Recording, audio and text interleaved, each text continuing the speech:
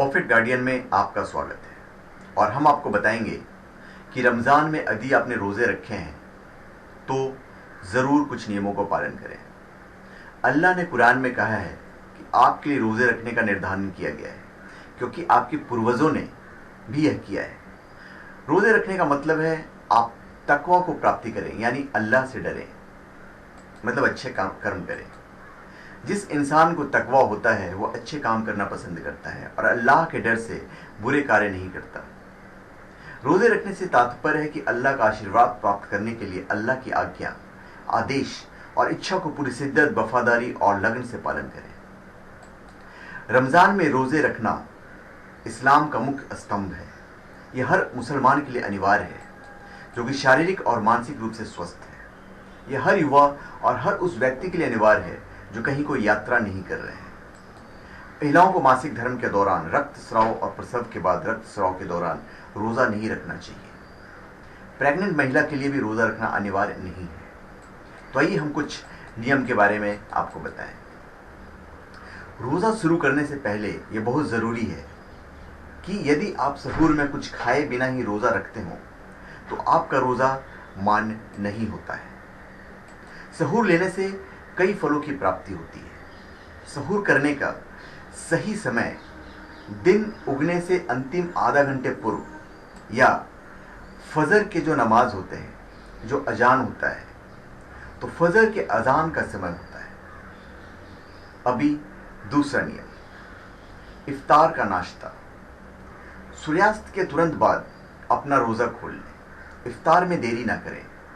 जब सूर्य क्षैतिज में चला जाता है और पूरी तरह छिप जाता है तब आपका इफ्तार होता है। फिर खाना और पीना।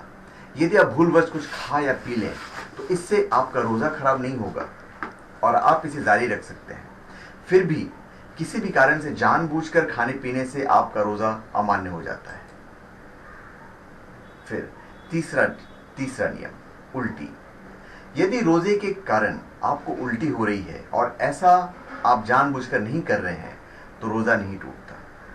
फिर भी किसी भी कारण से जानबूझकर या खुद की गलती से की गई उल्टी से रोज़ा अमान्य हो जाता है। फिर नहाना। आपको रोज़े में नहाने की इजाज़त है। ज़्यादा तापमान के कारण या प्यास के कारण यदि आपको लगता है तो आप नहा सकते हैं। फिर यौन संबंध। यदि आप ऐसा करते हैं तो आपको लगातार 60 दिनों तक रोज़ा रखना होगा। यदि आप ऐसा नहीं कर सकते हैं तो आपको 60 गरीब लोगों को खाना खिलाना होगा। इसे कफराह कहा जाता है।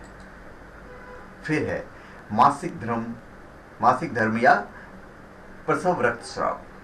यदि आप रोज़ा रख रही हैं और आपका मासिक धर्म शुरू हो जाता है तो आपको रोज़ा अमान्य हो जाता है और आपको उन दिनों में रोज़ा नहीं रखना चाहिए। और यदि इफ्तार से पहले भी रक्तस्राव हो जाता है तो भी रोज़ा नहीं माना जाता है। उस दिन का रोज़ा आप बाद में रख सकते हैं। फिर जीभ से खाने को चखना। अपने परिवार के लिए खाना बनाते समय आप इसे चख सकती हैं, लेकिन यह अंदर नहीं जाना चाहिए। आपका उद्देश्य केवल खाने में नमक और मसाले की मात्रा जांचना ही होना चाहिए। इससे तुरंत बाद आप अपना मुंह धो सकती हैं। किस करना या अपनी पत्नी को गले लगाना।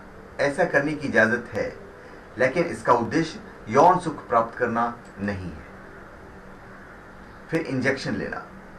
यदि आप ठीक नहीं हैं और रोज़े के दौरान इंजेक्शन लेना चाह रहे हैं तो आप ऐसा कर सकते हैं, यदि यह सब मेडिकल कारणों से है तो। फिर खून निकालना। आप केवल बीमारी की जांच के लिए खून निकाल सकते हैं। फिर भी यदि आप ज़्यादा खून निकालते हैं और आप में कमज़ोरी आती है तो आपका रोज़ा टूट जाएगा। फिर जनाबाह। यदि आप रात को अपनी पत्नी से प्यार करते हैं और सुबह गुस्ल नहाना नहीं लेते हैं तो आप अपवित्रता की स्थिति में होते हैं। फिर भी आप सहूर के बाद गुस्ल कर सकते हैं। धन्यवाद। आप हमारे चैनल पर सब्सक्राइब करें और अपने कमेंट दीजिए।